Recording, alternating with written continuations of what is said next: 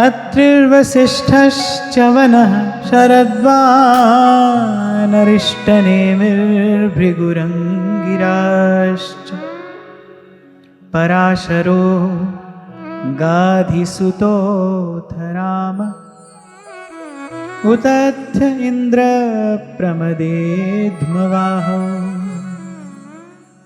मेधातिथिर्देवल आष्टिषेणो भारद्वाजो गौतमः पिप्पलादः मैत्रेय और्वः कवशः कुम्भयोनिर्द्वैपायनो भगवान् नारदश्च।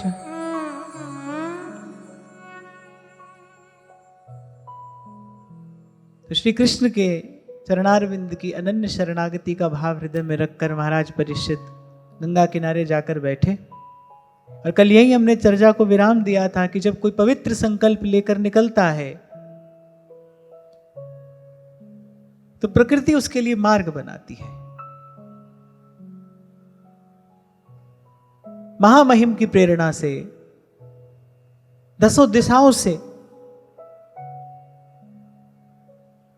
उठ उठकर आए त्रिलोकी को पावन करने वाले महापुरुष, संसार के व्यवहार में पड़े मनुष्यों को जिनका दर्शन भी दुर्लभ है, जिनके नाम स्मरण मात्र से मनुष्य पुण्य भाजन होता है, ऐसे ऐसे महान तपस्वी तेजस्वी ऋषि अपनी समाधि अपने अनुष्ठान छोड़ छोड़ कर आए हैं महाराज परीक्षित के पास। महाराज परीक्षित के कल्याण की चिंता करते हुए, महाराज परीक्षित के कल्याण की कामना करते हुए। कल भी मैंने आपको कहा था कि महाराज परीक्षित चक्रवर्ती सम्राट है। वो चाहते तो सहस्रों सहस्रों ऋषियों से बड़े बड़े यज्ञ अनुष्ठान 7 दिनों में करा सकते थे, कुछ नहीं कराया उन्होंने। ये बात बड़ी सुंदर है, बड़ी दर्शनीय है। सर्व साधन संपन्न होने पर भी महाराज परीक्षित ने किसका आश्रय लिया? सीधे सीधे भगवान के चरणों का आश्रय लिया, क्योंकि वो जानते हैं भाई मृत्यु के मुख में, काल के मुख में पड़े हुए जीव को अगर कोई बचा सकता है, अगर उसकी कोई रक्षा कर सकता है, केवल श्री कृष्ण कर सकते हैं, कृष्ण कर सकते हैं, कृष्ण कर सकते हैं। और बस इसी अनन्य शरणागति को देखकर प्रकृति प्रसन्न हुई। सहस्रों सहस्रों संतों के, ऋषियों के मन में प्रेरणा हुई, उनको चिंता है। अनेक अनेक संतों के हृदय में ये भाव उत्पन्न हुआ कि भाई परीक्षित जैसे धर्मपरायण राजा को ऐसा श्राप मिला है, उनके साथ में अनुचित हुआ है, उनका कल्याण किस प्रकार हो, ये चिंता संत जन कर रहे हैं, ऋषि मुनि कर रहे हैं। जैसे अर्जुन ने कहा था ना भगवान से, प्रभु जिसकी चिंता आप करते हो उसको स्वयं की चिंता क्यों करनी है। महाराज परीक्षित तो बस जाकर बैठ गए, कृष्ण कृष्ण करते, कृष्ण के चरणों का ध्यान करते, वो तो जाकर बैठ गए। इसको कहते हैं सर्वात्म समर्पण। ना मैंने कुछ है किया और ना कुछ करने योग, बस जाकर बैठ गए। वो जो भगवान की लीला शक्ति है उसने सब ऋषियों के मन में प्रेरणा की। और अत्रि वशिष्ठ च्यवन शरद्वान अरिष्टनेमि भृगु अंगिरा पराशर विश्वामित्र परशुराम उतथ्य इंद्र प्रमद इद्मवाह मेधातिथि देवल आष्टिषेण भारद्वाज गौतम पिप्पलाद मैत्रेय और कवश अगस्त्य भगवान व्यास नारद और भगवान वेदव्यास स्वयं कह रहे हैं इनके अतिरिक्त भी कई श्रेष्ठ देवर्षि ब्रह्मर्षि राजर्षि अनेक अनेक संत महात्मा। जैसे चारों ओर से श्रावण के महीने में चारों ओर से जल से भरे बादल नव मंडल में उमड़ घुमड़ कर आते हैं ना और जल बरसाते हैं, कह रहे ऐसे ही चारों दिशाओं से सजल मेघों के समान कह रहे इन ऋषियों की इन संतों की मंडली उमड़ घुमड़ कर आ रही है। किसके लिए आ रही है? किसके लिए आ रही? कोई एक भगवान का शरणागत जीव है, उसके कल्याण की चिंता सबको है। यही मैंने कुछ दिन पहले भी आपको संकेत किया था, जब कोई भजन करता है ना भाई, तो उसको केवल यहीं से सहायता नहीं मिलती, सूक्ष्म जगत के संत महात्मा भी पग पग पर उसके सहायक होते हैं। अगर कोई भगवान के लिए चला है तो मैं बड़ी विनम्रता पूर्वक की बात आपसे कह रहा हूं, शायद मैंने पहले भी कभी आपको संकेत किया था कि यहां तक कि इस यात्रा में मुझे ये याद नहीं आता कि कि मुझे कभी बहुत प्रश्न पूछने पड़े हों किसी से। संतों की, गुरुजनों की कृपा से एक बात समझ में आ गई, नानक नाम आधार है, चढ़े सूतरे पार। एक बात समझ में आ गई कि भाई अंधकार में है गुरु मंत्र उजारा, और गुरु के संग सगल निस्तारा।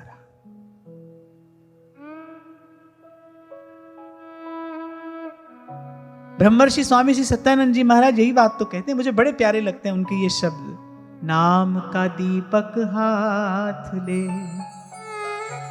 चलिए बीहड़वा।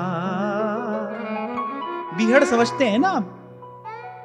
घना जंगल, घनघोर अटवी, कोई भी भूल जाए जिसमें जाकर, तो कह रहे नाम का दीपक हाथ ले। कह रहे रास्ता तो ये ऐसा ही है, बीहड़ बाट है, पर जाए अंधेरा लांघ कर, कह रहे उतर कर्म का घाट। ये कर्म के घाट से उस पार पहुंचा देगा। तो कभी कोई बहुत प्रश्न नहीं पूछने पड़े। उसका कारण मेरी प्रतिभा नहीं है। ये मैंने पग पग पर अनुभव किया कि अगर कभी कोई जिज्ञासा हुई, अगर कभी कोई प्रश्न उपस्थित हुआ, तो भीतर बाहर किसी ना किसी प्रकार से प्रभु उसका उत्तर मुझ तक पहुंचाते रहे। आप ही कितने लोगों का अनुभव मैंने सुना, आप कोई प्रश्न लेकर आते हो, बिना पूछे सत्संग में उसका समाधान हो जाता है। अरे यहां पर बैठने वाले की बात तो छोड़ो, मैंने तो कितनी बार सुना कि कहीं कोई YouTube के माध्यम से भी अगर सुन रहा है ना कोई, तो कह रहे मन में जो बात होती है, जो प्रश्न होता है, उस दिन के सत्र में उसका उत्तर किसी ना किसी प्रकार से मिल जाता है। ये उत्तर देने वाला कौन है? ये जो संतों की चेतना है ना इस सूक्ष्म जगत में, वो कृपा करती है, उनका ये अनुग्रह होता है। वो साधकों की पल पल संभाल करते हैं। भगवान ऐसी व्यवस्था करके रखते हैं। छोड़कर गए ना हनुमान जी को, आप रहना यहां। भगवान ने देखा बड़ा घोर कलिकाल आएगा, कर्म धर्म विवेक कुछ भी नहीं रहेगा, घोर कलिकाल उपस्थित होगा। साधु संत भजन कैसे करेंगे? साधु संत कैसे भजन करेंगे? उनके पवित्र अनुष्ठानों की सिद्धि कैसे होगी? तो भगवान ने कहा आप रहना यहां, साधु संत के तुम रखवारे, असुर निकंदन राम दुलारे। आप रहना यहां। तो ऐसे संत भक्तों की कृपा से ही भजन का भाव मन में आता भी है, और संतों भक्तों की कृपा से ही भजन के भाव का पोषण भी होता है, उसकी वृद्धि भी होती है, और संतों भक्तों की कृपा से उसकी सिद्धि भी होती है। भजन की वृद्धि और भजन की सिद्धि, ये दोनों संत की ही कृपा से तो होती है। अब आप इसी घटना में दर्शन करो, इसी घटना में आप दर्शन करो। महाराज परीक्षित तो लगे थे अपने कर्तव्य पालन में, राजकाज संभाल रहे हैं। यद्यपि बात आपको सुनकर थोड़ी अटपटी लगेगी, पर मैं आपसे कह रहा हूं कि ये हमारा कर्तव्य है, ये हमारा कर्तव्य है, इसके प्रति हमारा कर्तव्य है, उसके प्रति हमारा कर्तव्य है, ये जो सब बातें हैं ना, ये जो सब बातें हैं, यही भगवान की माया है। कर्तव्य तो भाई एक ही है जिसमें संत लगाता है। शास्त्र पुराण आपको अनेक अनेक क्रियाकलापों में लगाएंगे। किसी के लिए वो भी आवश्यक है, किसी के लिए वो भी आवश्यक है, पर जब सार की बात आएगी, जब सत्य सिद्धांत का चिंतन कोई करेगा, तो फिर यही बात हाथ आती है, भाई जीव का कर्तव्य तो एक है ना, वो है भगवान के चरणों की प्राप्ति। इसमें संत लगाता है। अब देखो महाराज परीक्षित अपने राज कार्य में लगे हैं, और बड़ी निष्ठा से, बड़ी पवित्रता से, धर्म की सीमा में रहकर, मर्यादा की रक्षा करते हुए अपनी प्रजा का पालन कर रहे हैं। सारी पृथ्वी एक छत्र सम्राट हैं। पर आप देखो एक संत की फटकार ने, यहां भी देखो कार्य कौन कर रहा है? संत का शब्द ही तो कर रहा है। ये तो कहने को श्राप है, श्राप नहीं है। महाराज परीक्षित ने स्वयं ही कहा, आगे कहेंगे, बोले अरे श्राप के रूप में ही भगवान ने मुझ पर कृपा की है। मैं तो उलझा था वहीं पर, और जाने कभी निकलता कि नहीं। संत के एक शब्द ने बोले सारा जंजाल छुड़ा दिया, निकाल लिया हमको वहां से, भगवान के सन्मुख कर दिया। पीठ देकर अपनी सारी संपत्ति समृद्धि को, अपने वैभव को, सबको पीठ देकर महाराज परीक्षित भगवान की ओर मुख करके गंगा किनारे आकर बैठ गए। इसमें किसने किया ये कार्य? संत के शब्द ने किया है। तो ये जो जगह जगह जो ये मति उलझी है, इससे निकालने वाला कौन है? अंधकार वहाँ गुरु मंत्र उजारा, गुरु के संग सगल निस्तार। इसीलिए इन सब बातों का विचार करके मैं आपसे बार बार कहता हूं, इस सारे अस्तित्व में सबसे बड़ी अगर कोई शक्ति है तो वो शब्द की शक्ति है, संत का शब्द, गुरु का शब्द, जो किसी भी प्रकार नहीं हो सकता, किसी भी प्रकार नहीं हो सकता, वो संत के शब्द से होता है। तभी सहज में ही संतों ने कहा है, साधु बोले सहज सुभाए, और साधु का कहा वृथा नहीं जाए, वो मिथ्या नहीं हो सकता। उत्पत्ति और विनाश, सृजन और प्रलय दोनों संत के शब्द में रहते हैं, दोनों ही संत के शब्द में रहते हैं। इसीलिए कहा गुरु ही ब्रह्मा है, गुरु ही विष्णु है, गुरु ही शिव है। वो सृजन भी करता है, वो पोषण भी करता है, और जिसे नष्ट कर देना चाहिए उसे वो नष्ट भी करता है, उसका शब्द ही कार्य करता है।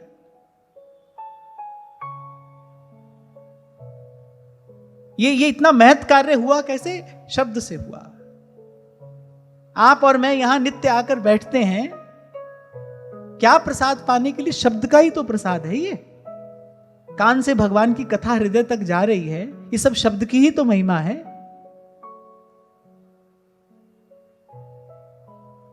और अपने अनेक अनेक साधनों से नहीं होता। पिछले सत्र में भी मैंने आपको संकेत किया था, आप पढ़ो, मैं तो कहता हूं आपको, बार बार प्रेरित करता हूं, आप स्वाध्याय किया करो, पर लेकिन उससे भी पहले श्रवण आवश्यक है। आप स्वयं उठाकर कोई ग्रंथ पढ़ेंगे, पता नहीं कितनी बात आप ग्रहण करेंगे और कैसे ग्रहण करेंगे। अर्थ का जो वास्तविक अर्थ है वो आपके हाथ आएगा या नहीं आएगा। कभी कभी बुद्धि अर्थ का अनर्थ कर देती है, लेकिन वही बात जब किसी संत के मुख से श्रवण की जाती है तो वो कान से होती हुई सीधे हृदय तक पहुंचती है और भीतर प्रकाश कर देती है। तो बस महाराज परीक्षित के उस पवित्र भाव को देखकर सब संत, सब ऋषि आ गए। और इस सारी व्यवस्था में दर्शन किसका हो रहा है? भगवान की कृपा का। वो कह रहे भाई एक पग कोई मेरी तरफ चलेगा, मैं दौड़ कर आऊंगा उसकी तरफ, उसकी सारी व्यवस्था करूंगा। जिमि बालक राखे महतारी, करऊं सदा तिन्ह की रखवा। इसलिए कम से कम भजन करने वाले को तो इस बात की चिंता कभी ना हो कि भाई हमारा निर्वाह कैसे होगा। अरे जब कोई भजन का संकल्प करता है ना, जब कोई केवल भजन का भाव ही अपने हृदय में धरता है, भगवान तो उसी क्षण से उसको संभाल लेते हैं। यही है बस एक पग चलना। इसी को प्रभु ने कहा, जो चली है तू एक पग। और ऐसे केवल आपका मन रखने के लिए मैं इससे बात नहीं कह रहा हूं, ऐसा ही है, ऐसा ही है, ये सत्य सिद्धांत है। भगवान ने कहा योगक्षेमम वहाम्यहम्, जो अनन्य भाव से मेरा चिंतन करेगा। भगवान कह रहे भाई हम उसका पक्षपात करते हैं, जो अप्राप्त है उसकी प्राप्ति कराते हैं, जो प्राप्त है उसका रक्षण करता हूं मैं, ऐसा भगवान का वचन है। और हम तो भाई यहां तक, मैं अगर अपनी बात करूं तो हम तो भाई यहां तक केवल प्रभु की इसी लीला का दर्शन करते करते आए हैं। पग पग पर प्रभु संभालते हैं। अपना बिरद संभाले,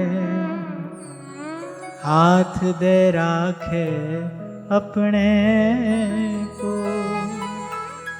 सांस सांस प्रतिपाले। जिसका सुमिरन सहज हो जाए उसको यही समझना चाहिए भाई सांस सांस प्रभु मेरी संभाल कर रहे हैं। तभी तो बाबा मलुकदास जी ने कहा अब सुमिरन मेरा हरि करे, मैं पायो विश्राम। यानी मैं तो अब कर्तृत्व से मुक्त हो गया, मुझे तो कुछ भी नहीं करना है। माला जपूं न कर जपूं, मुख से कहूं न राम, सुमिरन मेरा हरि करे, मैं पायो विश्राम। मलुका मैं पायो विश्राम। और भजनानंद किसे कहते हैं? भजनानंद वही है जो भगवान भजन करते हैं। सांस सांस प्रतिपालय, जिसका सुमिरन सहज है वो यही भाव अपने मन में रखे, भाई प्रभु श्वास श्वास मेरी संभाल कर रहे हैं, प्रभु संभाल रहे हैं मुझे। नहीं तो ये तो श्रीमद् वल्लभाचार्य महाप्रभु का वाक्य है और ये अकाट्य सत्य है, इसको किसी और प्रमाण की आवश्यकता नहीं है। श्री महाप्रभु जी की वाणी है, वो कहते हैं भाई जीव कुछ भी कर लेगा, भजन नहीं कर सकता है। भगवंतम न भजन्ति, न भजन्ति।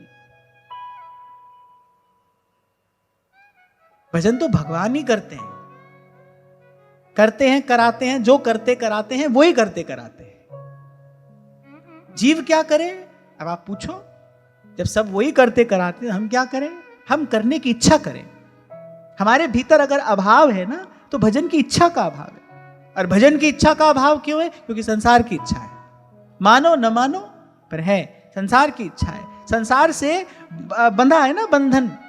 कल आपको मैं यही तो कह रहा था, भाई सुख की आशा ना हो, क्यों दौड़ दौड़ कर जाते हो? क्यों संसार की चिंता होती है?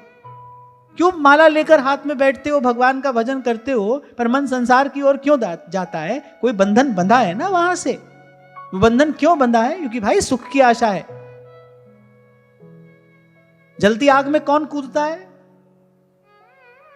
आग जलती देखकर तो व्यक्ति दौड़कर दूर भागता है, उसे जलती आग में कौन कूदेगा? मन जा रहा है दौड़ दौड़ कर संसार में, भाई उसे कुछ दिख रहा होगा ना वहां, किसी भ्रम भूल में तो वो पड़ा है ना। कोई सुख की आशा तो है वहां जो दौड़ा दौड़ा कर ले जाती है मन को वहां। सुख निधान प्रभु को छोड़कर, सुख सागर को छोड़कर, जिसे संत दुखालयम अशाश्वतम कह रहे हैं, जिसे अग्नि का सागर संत कह रहे हैं, उसकी ओर दौड़ दौड़ कर मन जाता है। मान लो भाई कि अभी संसार से कोई आशा की डोर हमारी बंधी है, अभी हम वहां नहीं पहुंचे जहां संतों ने कहा आशा एक राम जी से, और दूजी आशा छोड़ दे। अभी दूजी आशा नहीं छूटी। और हमारे महाप्रभु कहते हैं यह जो एक मन तो एक है भाई। जहां राम तहां काम नहीं, जहां काम नहीं राम। मन की नहीं की जाती है, मन से कराया जाता है। ध्रुवदास जी कह रहे हैं अपने मन से, अरे अब तू मेरो कहो कर। संतों ने अपने मन को सिखाया है, उद्बोधन दिया है, रे मन रसिकन संग बिन रंच ना उपजय प्रेम, तो इसलिए चल रसिकों का संग कर। रे मन श्री हरिवंश भज, जो चाहत विश्राम। अपने मन को भजन में लगाया जाता है। ये मन मार जीवाई, ये जीवत ना आवे काज। अब वो तो हुआ नहीं, कहने वाले से वो तो हुआ नहीं, तो उसने कहा चल यही पट्टी पढ़ा दो, सुनो सबकी करो मन की। आप इसके अतिरिक्त कुछ कर भी नहीं सकते, मन की करनी पड़ेगी। जब तक वो आत्मबल, जब तक वो सदाचार की शक्ति नहीं होगी जीवन में, तब तक यही करना पड़ेगा आपको। आप विवश हो ये करने के लिए। तो भाई मन की तो अपनी दौड़ है, वो आपको भी दौड़ा रहा है। ये सब बात कहने का तात्पर्य ये है कि भाई दर्पण में हम अपना मुख रोज देखें, इस सत्य से हमारा परिचय हो कि भाई क्यों भगवान से मिलने की इच्छा नहीं है। भगवान से मिलने के लिए तो और कुछ चाहिए ही नहीं, कुछ नहीं चाहिए, कोई साधन वहां तक ले ही नहीं जा सकता। भगवान ही आते हैं, बांह पकड़ के ले जाते हैं। तभी तो संत कह रहे हैं ऊंची ड्योढ़ी सांवरिया की, मुंह से उतरो चढ़ो ना जाए। बोले भाई इस मार्ग पर चलना हमारे वश की बात नहीं है। ऊंची नीची राह रपटनी, पाम नहीं ठहरा। और जिन्होंने चलने का प्रयास थोड़ा किया वो कह रहे हैं सोच सोच पग धरूं जतन से, सोच सोच पग धरूं जतन से, बार बार डिग जाए सखी मैं हरि से मिलूं कैसे जाए, सखी मैं हरि से मिलूं कैसे जाए। फिर उन्होंने कहा कि भाई कोई कह दो रे सांवरिया सो, मेरी बांह पकड़ ले जाए, तो प्रभु ले जाते हैं। कोई साधन वहां ले ही नहीं जा सकता। हम करें क्या? बस हमारे मन में उत्कट अभिलाषा हो,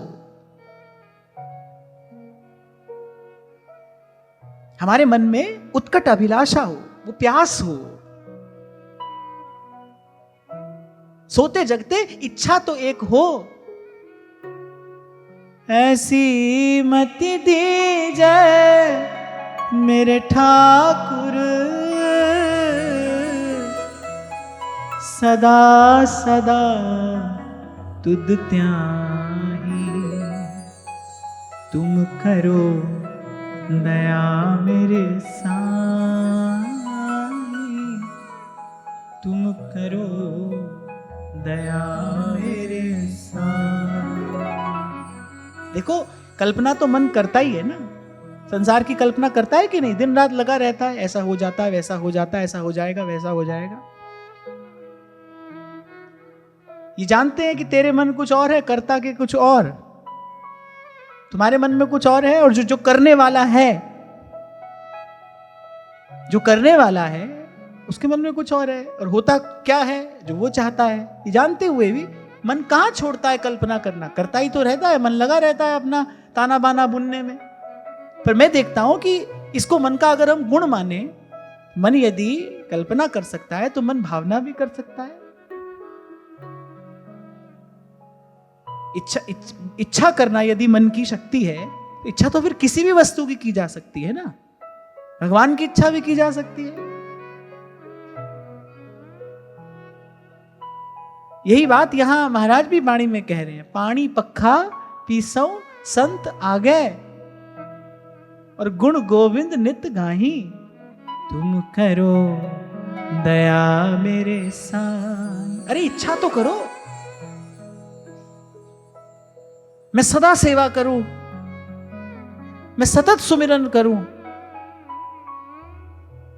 अखंड सुमिरन मेरे द्वारा हो। अरे कम से कम ऐसी इच्छा तो करो, रोकर भगवान से प्रार्थना तो करो। और फिर संतों से ही सुना है, जो मांगे ठाकुर अपने संग, सोई सोई दे है, जो मांगे अपने से सोई सोई दे है। मैं तो यही कहकर आगे बढ़ूंगा, भाई यहां तक आ गए हो, अब निराश मत होना, अब निराश मत होना, अभी यात्रा अधूरी ना छोड़ देना। यहां तक आए हो, अरे कोई कारण होगा, कोई लाया है बांह पकड़कर आपको यहां तक, कोई लाया है। यही बार बार आपसे कहता हूं, अपनी ओर न देखना, जो यहां तक लाया है वो आगे भी ले जा सकता है, ले जाता है, उसी की ओर देखना, तो निराश ना होना। कभी कभी ऋतु आती है ऐसी, रोज आंधी चलती है, रोज भर जाता है घर धूल से, रोज बुहारते हो कि नहीं बुहारते? आंधी से तो लड़ नहीं सकते, घर में आती धूल को कौन रोक सकता है? वो तो भाई आती है तो आती है, आप में क्या करेंगे? आप में तो भाई बुहार सकते हैं, आंगन रोज बुहारें, कभी कभी दिन में 2 बार बुहारना पड़ता है। ऐसे संसार की इच्छाएं, संसार की इच्छाओं की आंधी आएगी, वासनाओं की धूल जमा होगी, पर बुहारते रहो, आप अपनी सेवा करते रहो। यही सेवा तो आपको मुझे करनी है, पंथ निहारूं और डगर बुहारूं। जिस मार्ग से भगवान को आना है, जिस मार्ग से हमारे मन में भजन का भाव आएगा, उस मार्ग पर आ भी जाती है धूल, कोई बात नहीं, बुहारते रहो। सेवा है, सुमिरन है, सत्संग है, इससे साफ करते रहो मन का आंगन। अरे कभी तो दीन दयाल के भनक पड़ेगी कान, वो ध्यान से सुनना, समझना। आंधी आती है, धूल जम जाती है घर में, आंधी से थोड़ी लड़ सकते हैं, उस पर थोड़ी आपका मेरा कोई अधिकार है। अपने घर को बुहार सकते हैं, घर को स्वच्छ कर सकते हैं। ऐसे ही अब जन्म जन्म के संस्कार है भाई, जन्म जन्म के संस्कार हैं, उनसे नहीं लड़ा जा सकता है, काल से नहीं लड़ा जा सकता, कर्म से नहीं लड़ा जा सकता, प्रारब्ध से नहीं लड़ा जा सकता, उनसे लड़ा नहीं जा सकता है। संत तो आपको युक्ति देते हैं, युक्ति से मुक्ति होती है, युक्ति देते हैं कि भाई ये भी है, इसकी भी अपनी सत्ता है, इसकी भी अपनी शक्ति है, इससे उलझना नहीं। नाम का दीपक हाथ ले चलिए बीहड़वा, नाम का दीपक हाथ में लेकर चलिए, निराश नहीं होना है। आपकी मेरी बुद्धि कल्पना नहीं कर सकती, आपकी मेरी बुद्धि विचार नहीं कर सकती कि भगवान के नाम में कितनी शक्ति है। निज सर्व शक्ति, कितनी शक्ति है भगवान के नाम में। अरे तभी तो ध्रुवदास जी कह रहे, कृष्ण केसरी को नाम एक बार लीने, ध्रुव पापी तिहु लोकन के छिन माही तरह।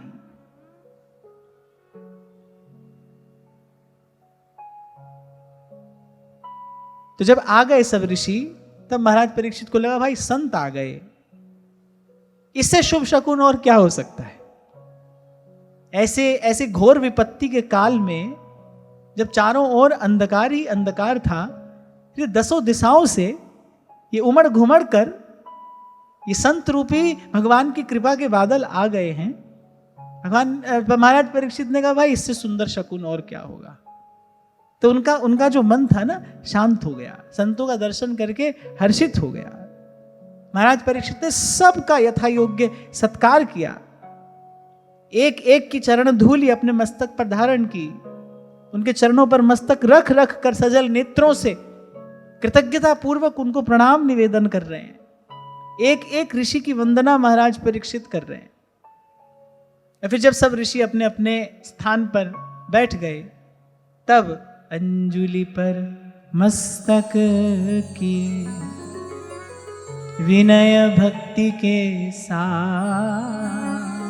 विनय भक्ति के साथ महाराज परीक्षित ने अपने हृदय की बात कही। महाराज परीक्षित ने वो जो कुछ शब्द कहे, अत्यंत सुंदर भाव है। आप बड़े ध्यान से श्रवण करना। महाराज परीक्षित कह रहे हैं, अहो वयं धन्यतमा नृपाणा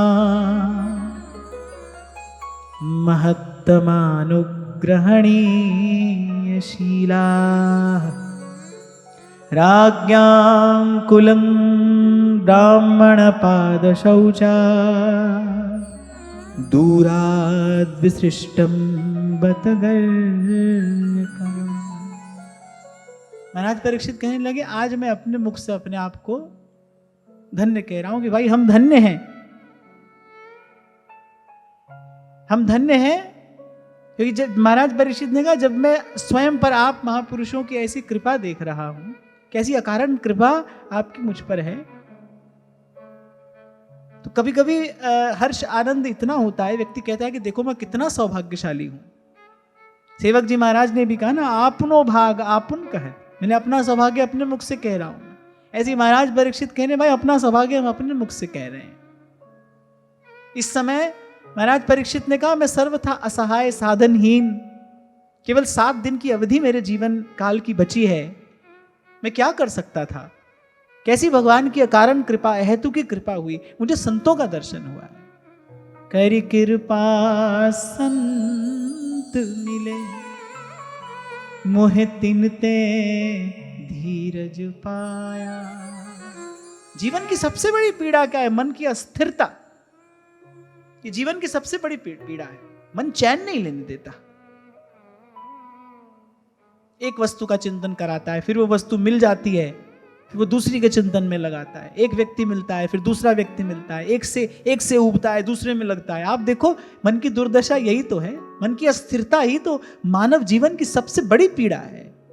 और संत सबसे पहला प्रसाद क्या देता है? करी कृपा संत मिले, मोहे तिनते धीरज पाया। संत कहते तो हैं भाई इस मार्ग पर धीरज धरना पड़ता है, लेकिन मुझे लगता है धीरज ये तो दैवी संपदा है। ये तो संत गुरुजन प्रसाद में देते हैं, तब मन को धीरज आता है। मन को कोई आधार मिलेगा तो मन स्थिर होगा ना। अभी तो मन के पास कोई आधार नहीं है।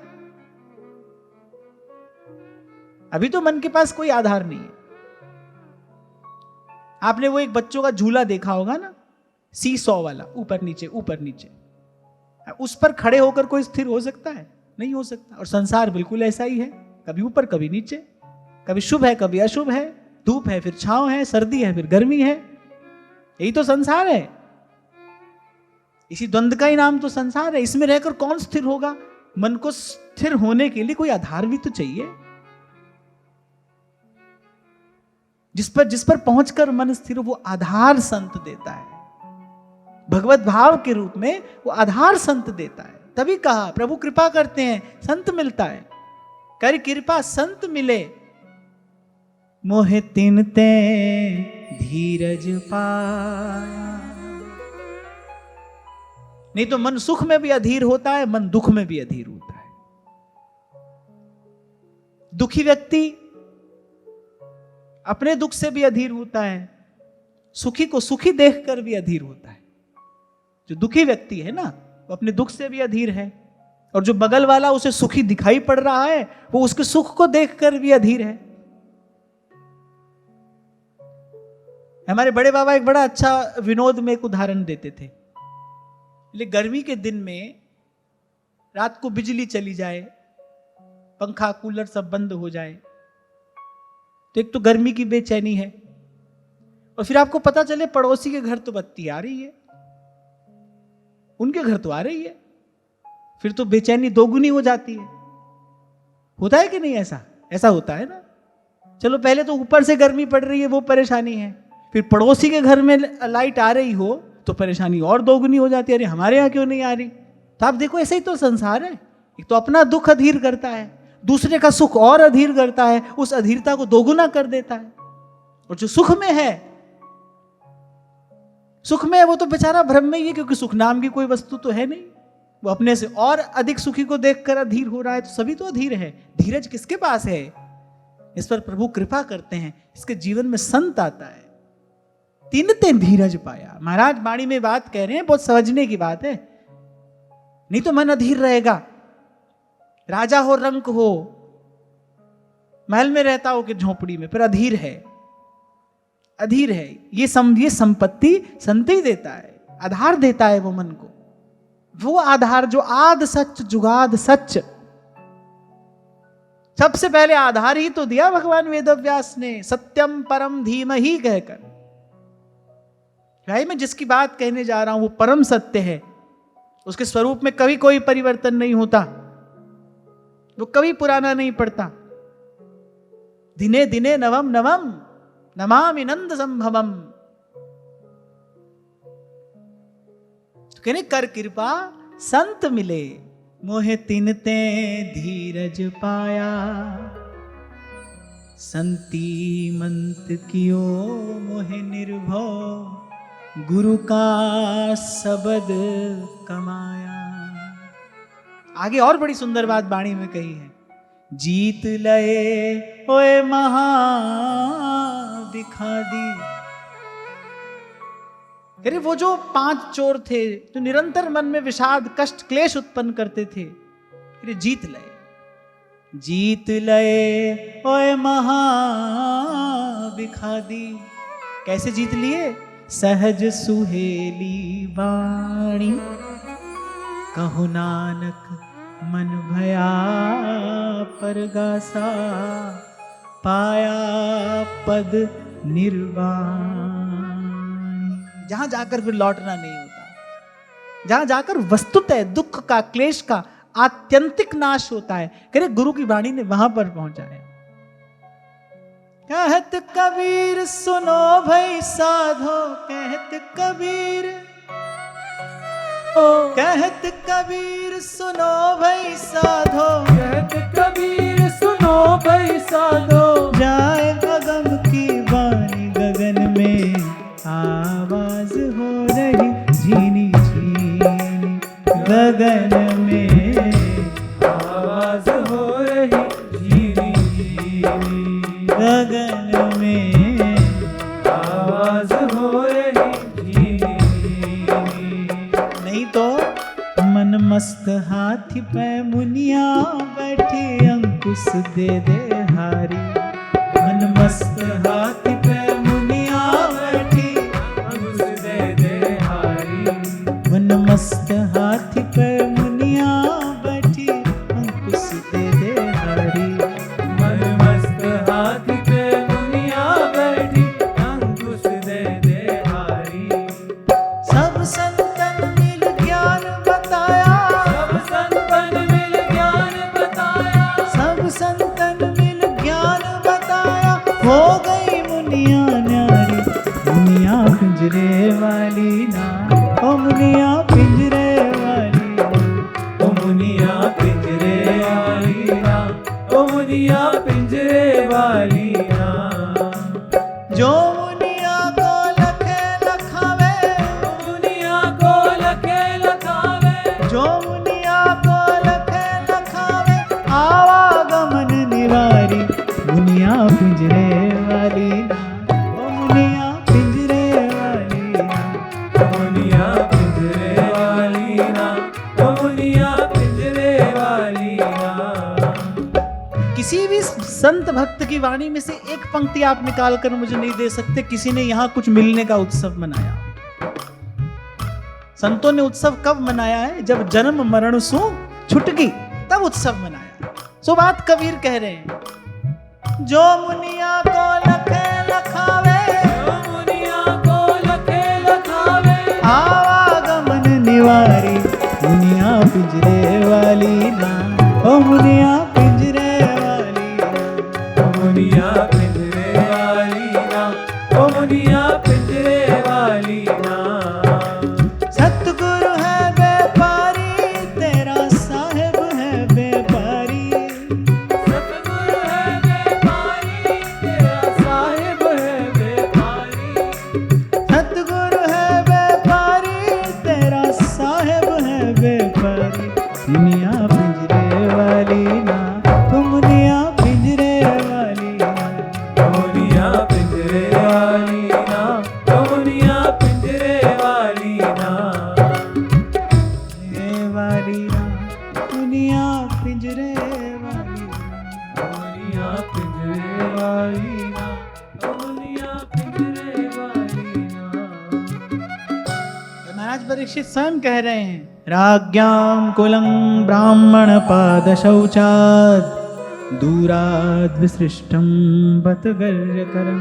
बोले प्राय करके जो राजवंश के लोग हैं, राजवंश के लोग माने जो बड़े लोग हैं, बोले वो प्राय करके संतों के चरणामृत से, उनके प्रसाद से, उनकी सेवा से, उनके सत्संग से बोले दूर हो जाते हैं।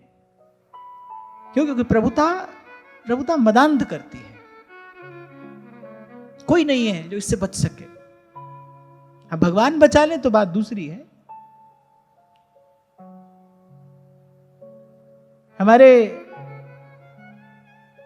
श्री राम शरणम वाले गहाना वाले महाराज जी ये बात कहा करते थे, बोले धन यौवन और सत्ता,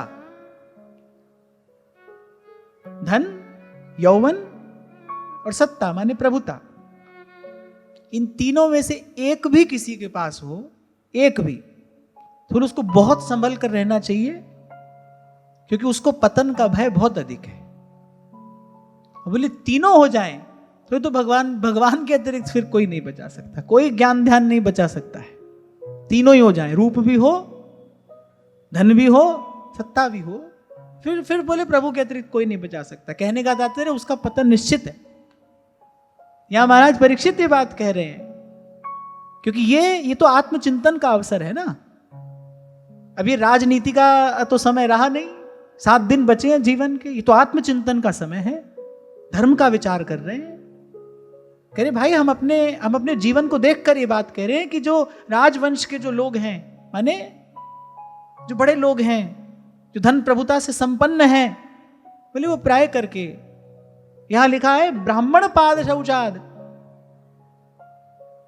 मैंने गौ ब्राह्मण की सेवा से, सत्कर्म से, संतों के प्रसाद से, उनकी सेवा से बोले प्राय करके वो दूर हो जाते। उनको लगता है भाई अब हमको इसकी क्या आवश्यकता है, हमको इसकी क्या आवश्यकता है। अनेक अनेक अनर्थों में एक ये अनर्थ भी धन अपने साथ लेकर आता है।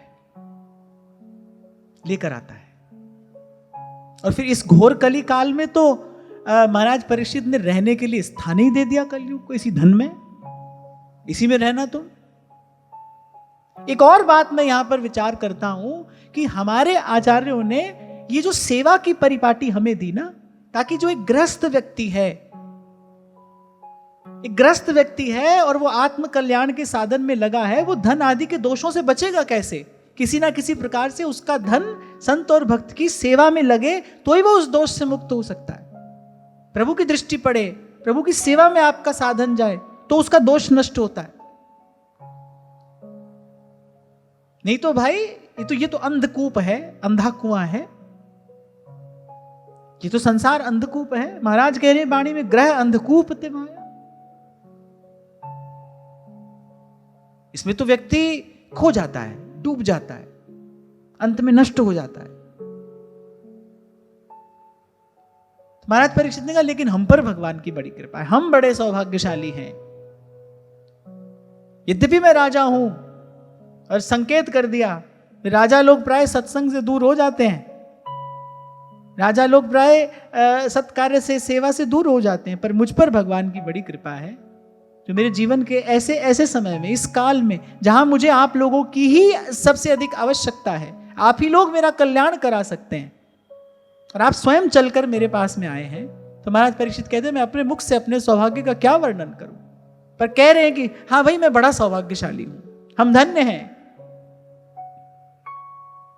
और फिर आगे बड़ी सुंदर बात कह रहे हैं, तस्यैव मेघस्य परावरेशो व्यासक्त चित्तस्य गृहेष्वभीक्ष्णम् निर्वेदमूलो द्विजशापरूपो यत्र प्रसक्तो भयमाशु धत्ते। महाराज ने कहा मैं भी राजा हूं, मैं भी देह गेह में आसक्त होने के कारण पाप रूप ही हो गया, नहीं तो मेरे से ऐसा कर्म कैसे हो जाता। यद्यपि ये महाराज परीक्षित की विनम्रता है, ये उनकी विनयशीलता है।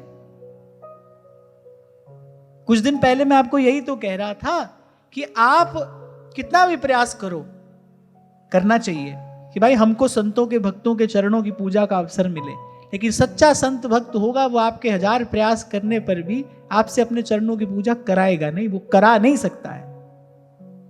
वो तो अपने आप को यही कह रहा है, मौसम कौन कुटिल खल कान। मैं तो पहले भी आपसे कहा करता था भाई, आज अगर कुछ समय से जीवन में शुद्धता, पवित्रता आ गई है, कुछ समय से मान लो हम बड़े त्याग वैराग्य से युक्त होकर भजन कर भी रहे हैं, तो इसे कोई बहुत बड़ी उपलब्धि मानने की आवश्यकता नहीं है। जन्म जन्म से जीव उन्हीं विषय वासनाओं का भोग करता हुआ यहां तक आया है, और आज भी जीवन में जो कुछ सुंदर भाव का दर्शन हो रहा है तो वो अपनी कमाई नहीं है भाई। कहो नानक सब तेरी वड्याई, कोई नाम न जाने मेरा, कोई नाम न जाने मेरा। जैसे अभी मैंने धीरज के विषय में आपसे कहा ना, ये तो भाई दैवी संपदा है, आप नहीं कमा सकते, मैं नहीं कमा सकता हूं। संत गुरुजन ये प्रसाद देते हैं, तिनते धीरज पाया, ये तो उनकी संपत्ति है। संत धीरज देता है। ऐसी कुछ है जो हम अपने प्रयास से नहीं कमा सकते, तो कृपा से मिलता है, प्रसाद है। उसके प्रति तो बस सर झुकाकर सदा कृतज्ञ रहना चाहिए, विनम्र रहना चाहिए। ये तो महाराज परीक्षित की विनयशीलता है। उनके जैसा धर्मपरायण राजा और कौन है। पर कह रहे कि नहीं भाई, हम भी ऐसे ही संसार में देह गेह में आसक्त रहने के कारण बोले हम भी पाप रूप हो गए। कह रहे बस इसी से, क्योंकि मुझ पर भगवान की अहेतु की कृपा है, संसार के उन बंधनों से मुक्त करने के लिए बोले भगवान ही श्राप के रूप में मेरे पास में आए हैं। ये होती है संत की भक्त की दृष्टि, वो प्रभु के अतिरिक्त कुछ और देख ही नहीं रहा है। तभी तो कह रहे काको निंदू और काको बंदू दो पल्ले भारी। हमें ऐसे भी वाह वाह है, हमें वैसे भी वाह वाह है। कुछ दिन पहले हम चर्चा कर रहे थे ना, अनेक मत संप्रदायों में ऐसी विचारधारा है, उनका ऐसा चिंतन है कि भाई एक ईश्वर है, एक शैतान है। उन मतों के जो ग्रंथ हैं उनमें भी ऐसा ही चिंतन मिलता है। एक one is God and one is devil, एक ईश्वर है, एक शैतान है। चाहे आप कुरान बाइबल उठाकर देख लीजिए, उनका चिंतन यही है, एक अच्छा करता है, एक बुरा करता है। पर हमारे ऋषियों ने, मनीषियों ने सत्य का दर्शन किया और कहा एकम सद्विप्रा बहुधा वदंती एको हम द्वितीयो नास्ति। एक ओंकार, एक ही है भाई। भक्त उसी एक को देख रहा है और कहता है भाई ऐसे भी वाह वाह है और वैसे भी वाह वाह है। कभी कहा था मैंने आपसे, ये ना देखो मिल क्या रहा है, ये देखो देने वाला कौन है। ये देखो देने वाला कौन है। देने वाले हाथ यदि संत भक्त के हैं ना, तो वो कठोर शब्द भी प्रसाद होंगे, वो जीवन की दशा सुधार देंगे। इसी प्रसंग का हम चिंतन कर रहे हैं। उस ऋषि पुत्र के श्राप ने महाराज परीक्षित को ऐसे ऐसे संतों का दर्शन करा दिया, प्रभु के सन्मुख कर दिया। ये देखो देने वाला कौन है, ये ना देखो क्या मिल रहा है, कोमल वचन है कि कठोर वचन है, प्यार है कि फटकार है, ये ना देखो, ये देखो देने वाला कौन है। संसार आपसे लाख चिकनी चुपड़ी बात करे, आपकी खूब प्रशंसा करे, उसका परिणाम अंत में क्या है? उसका परिणाम अंत में राग द्वेष ही तो है, मोह का बंधन ही तो है, और क्या है? खूब प्यार संसार से मिले, मान लो मिले, मान लो, उसका अंतिम परिणाम क्या है? मोह का, आसक्ति का बंधन ही तो और गाढ़ा होगा, जो कभी ना कभी भयंकर क्लेश का कारण बनेगा। और वहीं संत की जो फटकार है वो भी भगवान के पास लेकर जा रही है। तो इस बात का विचार करना चाहिए, सदा करना चाहिए। मैं ये ना देखूं कि मेरे जीवन में सुख आ रहा है कि दुख, फूल मिला के कांटा। देखो देने वाला कौन है? अगर प्रभु दे रहे हैं ना, प्रभु दे रहे हैं, मंगल भवन अमंगल हानि, फिर भाई मेरे अमंगल दूर ही होंगे, मेरा मंगल ही होगा। तो महाराज परीक्षित ने कहा कि ये कोई और नहीं है, भगवान ही श्राप के रूप में आए, उन्होंने श्राप के रूप में मुझ पर कृपा की है। महाराज परीक्षित तो जानते हैं ना भाई, उस ऋषि पुत्र के मन में प्रेरक कौन है, प्रेरणा देने वाला कौन है, जिसकी शक्ति से यह शाप फलीभूत होगा वो कौन है? प्रेरणा देने वाला कौन है, जिसकी शक्ति से शाप फलीभूत होगा वो कौन है? कृष्ण कृष्ण कृष्ण हे कृष्ण कृष्ण कृष्ण हे कृष्ण हे कृष्ण हे कृष्ण हे। और फिर कहा निर्वेद मूलो दिशाप रूपो।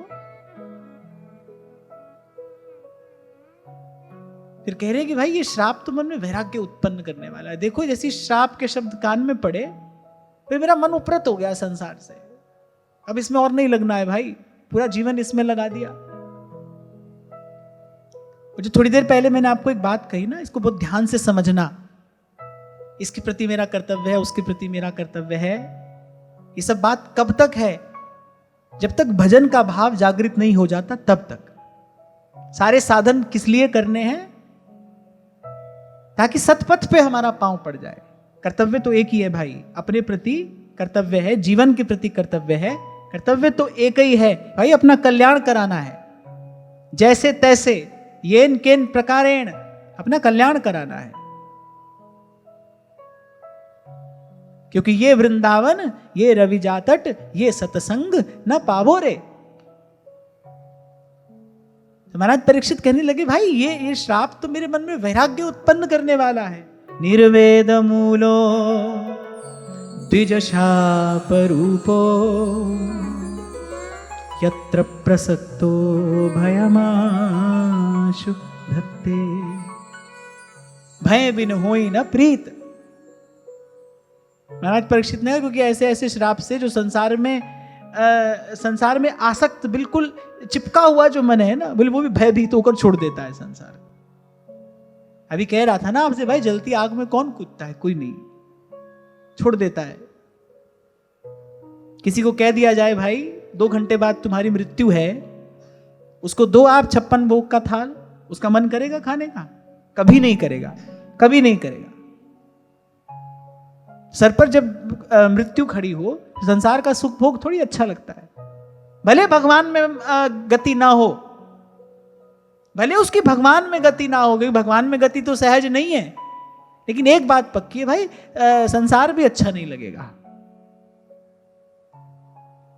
ये भी नहीं सुहाएगा। तो महाराज परीक्षित ने कहा इस रूप में तो भगवान ही आए भाई, बलिहारी इस दुख के जो पल पल नाम रटाए। तंगमोपयातं प्रतियन्तु विप्रा गंगा च देवी धृतचित्तमीश द्विजोपसृष्टः कुहुकस्तक्षको वा दशत्वलं गायत विष्णुगाथा। और कहने लगे कि अब तो मैंने अपना मन भगवान के चरणों में समर्पित कर दिया, मैं माँ गंगा की शरण लेकर माँ गंगा की गोद में प्रभु के चरणों का ध्यान करता हुआ यहाँ पर बैठा हूँ। इन्हें ब्राह्मण के शाप से प्रेरित कोई तक्षक या कोई और आकर मुझे डस ले, मुझे इसकी अब कोई चिंता नहीं है। आप आ गए, आपका दर्शन हो गया, हमारा मन निश्चिंत हो गया। अब तो बस आप हम पर ये कृपा करिए। गायत विष्णु गाथा, भगवान की कथा सुनाइए, कुछ भगवान की बात सुनाइए, कुछ हरि चर्चा करिए। स्वागत सत्कार हो गया, सब बात हो गई। महाराज परीक्षित ने फिर विचार किया भाई थोड़ा समय है, अब इसको ऐसे औपचारिकताओं में नहीं गंवाना चाहिए, जो सार की बात है ना वो करनी चाहिए। जब हम श्री काकभुसुंडी जी और गरुड़ जी के संवाद का चिंतन यहां कर रहे थे ना, तो महादेव ने अपने मुख से बात कही, किसको कहना चाहिए सत्संग, जिसमें आदि मध्य और विश्राम में केवल भगवान की चर्चा हो, वो सत्संग है। महादेव अपने मुख से कह रहे सत्संग का स्वरूप क्या है, जिसमें आदि मध्य और विश्राम में केवल भगवान की चर्चा हो। घंटों पहले इसका स्वागत, उसका सत्कार, और जाने क्या क्या होता है देखते हैं हम। नहीं बोली ये सत्संग का स्वरूप नहीं है। महाराज परीक्षित ने, क्योंकि शिष्टाचार है, ऐसे बड़े बड़े ऋषि मुनि महात्मा कृपा करने के लिए आए हैं, महाराज परीक्षित ने सबको प्रणाम किया, भाव से सबके चरणों का अर्चन वंदन किया। लेकिन उसके बाद कहते हैं कि अब और अधिक क्या बात कहें, आप सब जानते हैं, मैं आपसे और अधिक क्या कहूं। ये मेरे मन में कोई खेद नहीं है, मुझे किसी बात की कोई चिंता नहीं है, आप सबका मुझे दर्शन हो गया है, मेरा मन बड़ा प्रसन्न है। बोले अब कुछ सार की बात करें। दशत्वलम गायत विष्णु गाथा, फिर कोई भगवान की कथा सुनाइए, कोई भगवान की लीला सुनाइए। अब आप सब मिलकर भगवान की चर्चा करिए, क्योंकि सार की बात यही है भाई। इसलिए मैंने कहा अनेक अनेक कर्तव्यों का वर्णन शास्त्र पुराणों में मिलेगा। वो कब तक है? जब तक अपने वास्तविक कर्तव्य का बोध नहीं हो जाता, तब तक।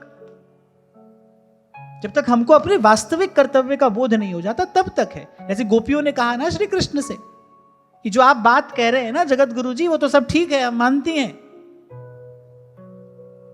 कि स्त्रियों का आचरण ऐसा होना चाहिए, कुलीन जो स्त्रियां हैं उनका आचरण ऐसा हो, ये सब बात ठीक है। पर ये सब बात तब तक है जब तक आपके सन्मुख कोई नहीं होता। ये बात सब तब तक है। अब हम आपके सन्मुख हो गई हैं, अब तो हमारा एक ही कर्तव्य है, मनसा वाचा कर्मणा, मन क्रम वचन तुम्हारी आशा, ऐसी भक्ति करे रे दासा। अब हमारा एक ही कर्तव्य, हम ये जान गई हैं प्रभु जी तुम चंदन हम पानी, प्रभु जी तुम चंदन हम पानी, जाकी अंग अंग बास समानी, जाकी अंग अंग बास समान। प्रभु जी तुम घन बन हम मोरा, प्रभु जी तुम घन बन हम मोरा, जैसे चितवत चंद चकोरा। जैसे चितवत चंद्र चकोरा। और मैं स्पष्ट करता हुआ आगे बढ़ूं, किसी के मन में कोई भ्रम उत्पन्न ना हो जाए कि संसार में जो भी हमें करना है वो माता पिता भाई बंधु होकर करने के स्थान पर हम प्रभु का सेवक होकर भी तो कर सकते हैं।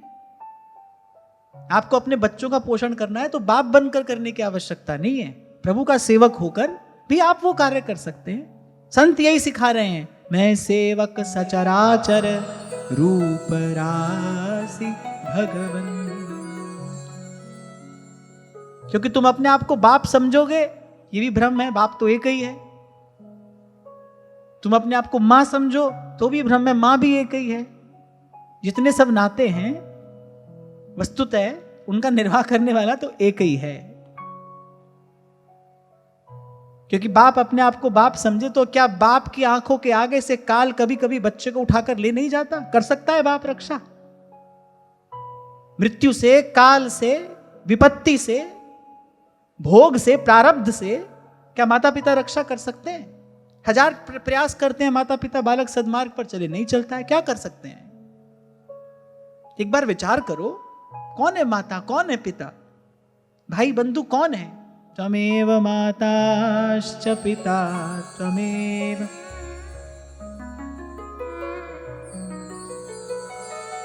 भोली सखी कहती सब नाते बस तुम सोई मानू। तो इसलिए जो कार्य करना है ना, वो जरूरी नहीं है कि हम संसार के संबंध बांधकर वो कार्य करें। प्रभु का सेवक होकर भी वो कार्य किया जा सकता है। जो करना है भाई प्रभु का सेवक होकर करना है। प्रभु ने हमारे लिए व्यवस्था की है। जो भी आपके परिवार में है, आपके समाज में है, जिनकी भी आप सेवा करते हो, सहयोग करते हो, संसार के संबंध बांध करनी, प्रभु का होकर करना है। प्रभु ने एक कार्य दिया है, प्रभु पर दृष्टि रखकर प्रभु की कृपा से तेरा तुझको सौंपते क्या लागे है। सार की बात है भाई, दृष्टि भगवान से नहीं हटे। इतनी सावधानी रहे, दृष्टि भगवान से नहीं हटे। क्योंकि संबंध तो फिर एक ही सच्चा है। संबंध तो एक ही सच्चा है। मेरे राम राय तू संता का संत तेरे। और तो सब बांधने के लिए है, भरमाने के लिए, भटकाने के लिए। बड़ी देर के बाद जाकर ये समझ आती है, तब ही हो ही सब संशय भंगा, जब बहुकाल करिए सत्संग। मामुनि अष्टावक्र ने तो महाराज जनक से कहा, अरे तू अपने आप को माता पिता समझ रहा है? अरे तो देह भी तेरा नहीं है, तेरा तो ये देह भी नहीं है, और कोई कैसे होगा? इसलिए रहना है यहां। निर्वाह की रीति क्या है, किस प्रकार संसार में निर्वाह किया जाए? स्वामी शरणानंद जी महाराज बहुत बल देते थे इस बात पर। बोले संसार की सेवा करके संसार से मुक्त हो सकते हो।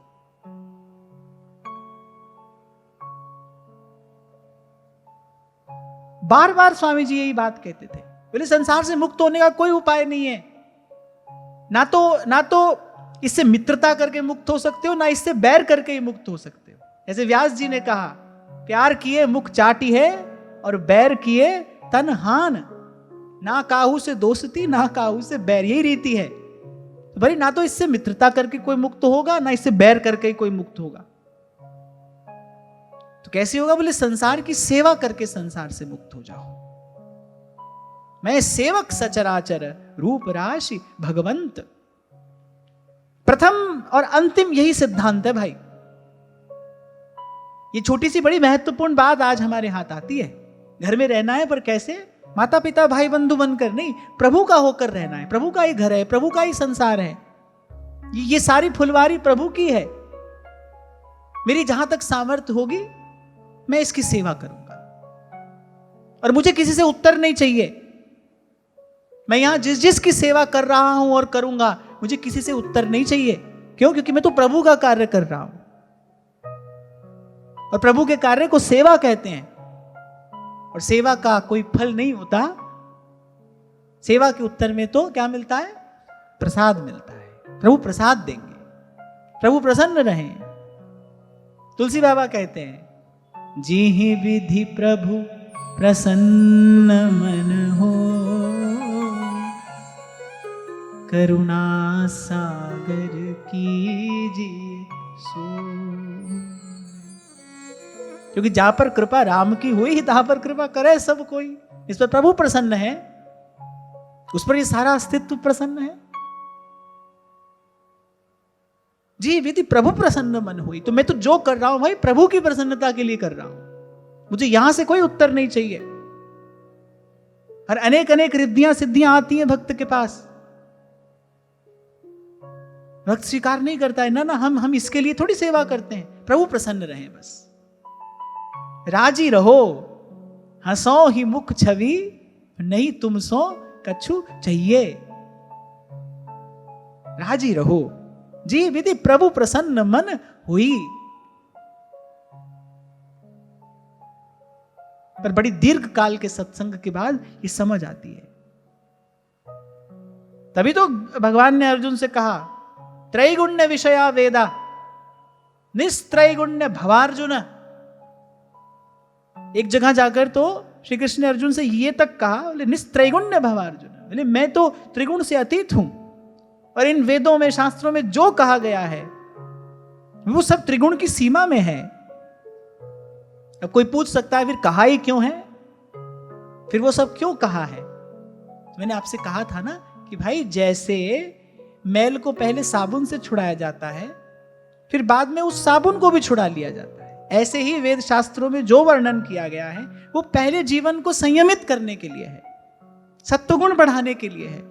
जब जीवन संयमित हो जाता है, जब सदाचार स्वभाव बन जाता है, जब संयम सदाचार की सिद्धि हो जाती है, सत्वगुण बढ़ जाता है, फिर उसके बाद कोई कर्तव्य नहीं रह जाता है। पर फिर भी संत भक्त अपने कर्तव्य का पालन करते हैं। संत भक्त अपने कर्तव्य का पालन करते ताकि संसार में किसी प्रकार का कोई भ्रम ना फैले उनके आचरण को देखकर। वो करते हैं, करते रहते हैं, पर उनके लिए कोई कर्तव्य है नहीं। जिनके हृदय श्री राम बसे, तिन और को नाम लियो न लियो। जिनके हृदय श्री राम बसे, जिनके हिय में बसत हैं तीन लोक के नाथ, उनको कुछ नहीं करना है फिर भी वो करते हैं। और वो जो कर्तव्य करते हैं ना, वो भी भगवान की सेवा ही समझ कर करते हैं। भाई जब तक यहां रहें तब तक वेद शास्त्र ये जो सब है भाई भगवान की ही तो सत्ता है। ये सब भगवान की ही तो आज्ञा है। गीता में भगवान ने यही तो कहा, तस्मात् शास्त्रम प्रमाणम ते कार्य कार्य व्यवस्थितो। भारत की जो वर्ण व्यवस्था थी, जो अब छिन्न भिन्न हो गई है, इसीलिए सनातन धर्म की जो महिमा है, जो उसका तेज है, वो शिथिल हो रहा है, क्योंकि वर्ण व्यवस्था छिन्न भिन्न हो गई। भगवान गीता में कह रहे हैं, चातुर्वर्णम मया सृष्टम गुण कर्म विभागशः। भगवान ने कहा भाई ये मेरी रचना है, मैंने रचा है, ये व्यवस्था मेरी बनाई हुई है। तो जो सिद्ध संत होते हैं, जो भगवत प्राप्त भक्त होते हैं, उनके लिए कोई कर्तव्य तो नहीं है, पर फिर भी वो करते हैं। इस सारे संसार को भगवान का विग्रह समझकर इसकी सेवा करते हैं। और संसार में रहते हुए, इस विषम संसार में रहते हुए कोई समत्व को उपलब्ध होना चाहता हो, इस संसार के मध्य रहते हुए कोई निर्भय और निर्वैर होना चाहता हो, जहां चारों ओर अशांति की लहरें उठती हैं, इसके बीच में रहकर कोई शांत रहना चाहता हो, एक ही तरीका है भाई, इस संसार की सेवा करिए। इसे प्रभु का स्वरूप समझकर इसकी सेवा करो। सोई सेवक जाके असी, मति न टरई हनुमंत। मैं सेवक सचराचर। और शब्द क्या प्रयोग किया है? सचराचर। चर अचर जो भी है, जड़ चेतन जो भी है, रूप राशि भगवन। भगवान का है, भगवान से है, भगवान के लिए है। ये भगवान का है, भगवान से है।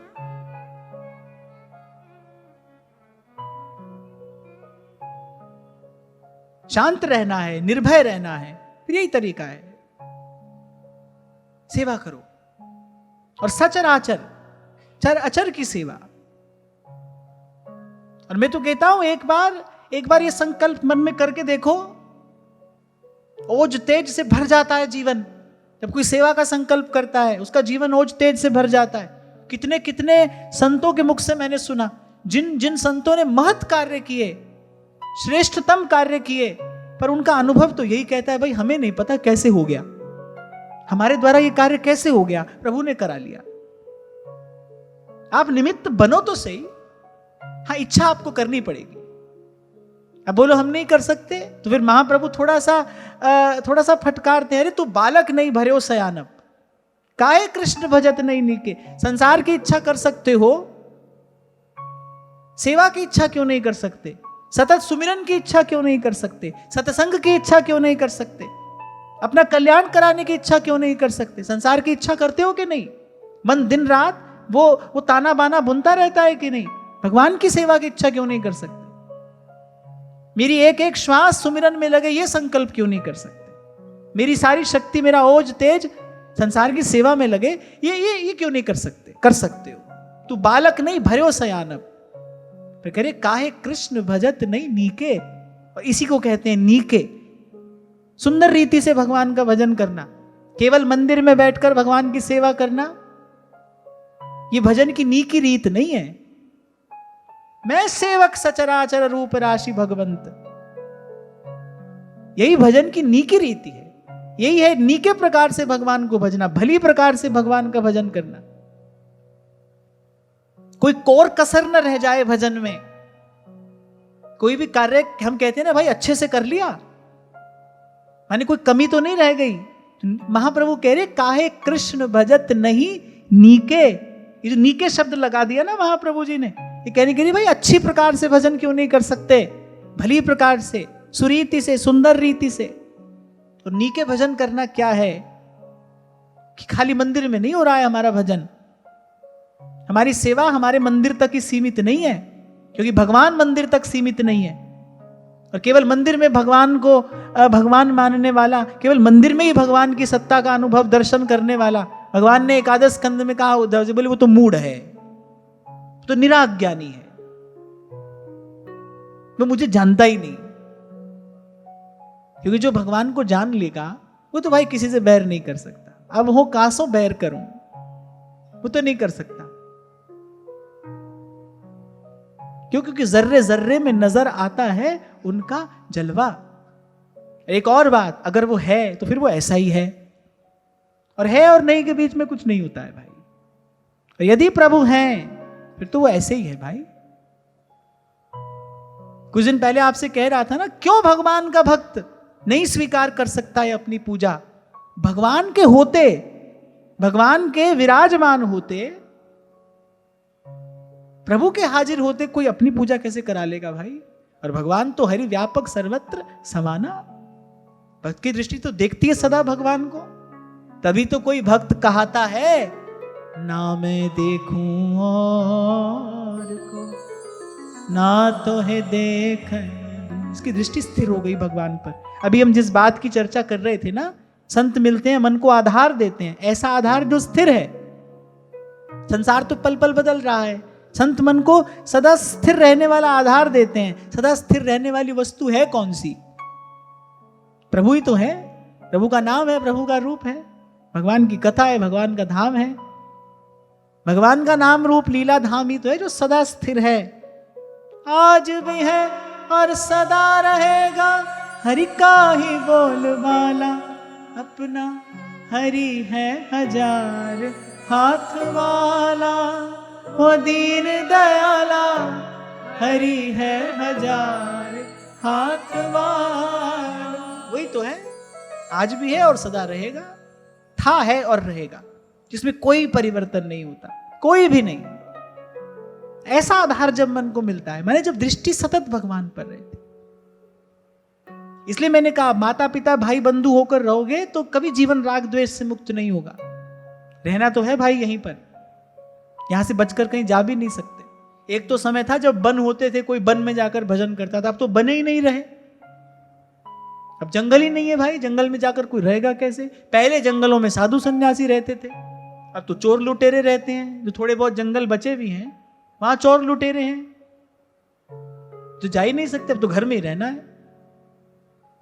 दिल्ली बंबई छोड़ के कोई वृंदावन भी आ जाए तो भी रहता तो भाई घर में ही है। मैं तो आज भी किसी से यही कह रहा था, भाई छोटी से लेकर बड़ी हर वस्तु की तो आवश्यकता है हमको, क्या नहीं चाहिए बताओ? कौन कह सकता है नहीं भाई हमको अब कुछ नहीं चाहिए? झूठ बोलता है। आज के इस युग में कोई नहीं कह सकता है ये बात, कोई भी नहीं कह सकता।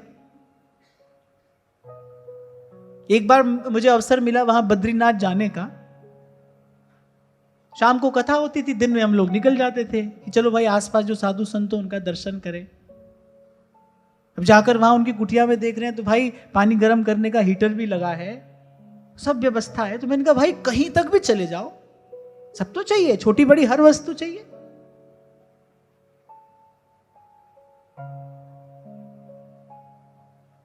तो इसलिए ये तो कोई सोचे ना भाई घर छोड़ के चले जाएंगे, कहीं जाओगे भाई घर में ही रहना है। कोई कह दे हमने तो छोड़ दिया संसार, संसार में ही हो भाई, रहना तो है यहां। पर संत बताएं भाई कैसे रहें, कैसे इसमें रहते हुए इससे मुक्त हो जाएं। इसलिए कहा भाई संसार के संबंधों का बंधन मानकर तो नहीं रहना है। प्रभु का विधान है, प्रभु की इच्छा है कि मैं घर में रहूं, ये कुछ जन है जो मेरे आसपास है, मैं इनकी सेवा करूं, इनका सहयोग करूं, ये प्रभु की इच्छा है। प्रभु की इच्छा मानकर ये कार्य करना है। और अपने जीवन में हम देखते ही हैं भाई, अपने लिए बनाओ तो खाना है, भोजन है, कौन बड़ी बात है? पशु भी अपनी व्यवस्था कर रहा है। प्रभु के लिए बनाओ तो अमनिया है, सेवा है। वही क्रिया जब प्रभु की ओर दृष्टि रखकर की जाती है तो सेवा हो जाती है, उसकी महिमा बढ़ जाती है, उसका परिणाम प्रसाद होता है। नहीं तो भाई लगे रहो संसार में, खाना पीना सोवना और ना कोई चीज, ये सब कार्य पशु भी कर रहा है। तो आज के प्रसंग से बात हाथ आती है, दृष्टि प्रभु पर रहे, कहीं नहीं जा सकते यहां से छोड़कर बचकर ना घर में रहे उदासी, अपना साजी सबको जाने, सहज मिले अविनाशी। मुझसे तो कोई पूछे ना भाई पाप क्या है पुण्य क्या है, मेरी समझ में तो पाप पुण्य की बड़ी सीधी सी एक व्याख्या है जो तुलसी बाबा ने कही कि परहित सरस धर्म नहीं भाई और पर पीड़ा सम नहीं अधम आई। परोपकार के समान दूसरा पुण्य नहीं है, धर्म नहीं है, और किसी को पीड़ा पहुंचाने के समान दूसरा अधर्म नहीं है। सीधी सी बात है। संसार में रहे बस ऐसे, अपने से अधर्म नहीं हो, अपने से जितना बन सके किसी की सेवा, किसी का सहयोग होता रहे, और वो भी उस पर दृष्टि रखकर नहीं। बार बार इस बात पर मैं बल दे रहा हूं, सबसे हित तो करना है पर मति निष्काम रखती है। सब सो हित निष्काम मति तब वृंदावन विश्राम। तो महाराज परीक्षित ने कहा कि अब आप सब मुझ पर कृपा करिए और गायत विष्णु गाथा, और भगवान की लीला का गान करिए। आज की वार्ता यहीं श्री जी के चरणों में निवेदन करते हैं। महाराज श्री के चरणों में प्रणाम। आप सबके हृदयस्थ हित प्रभु को नमन।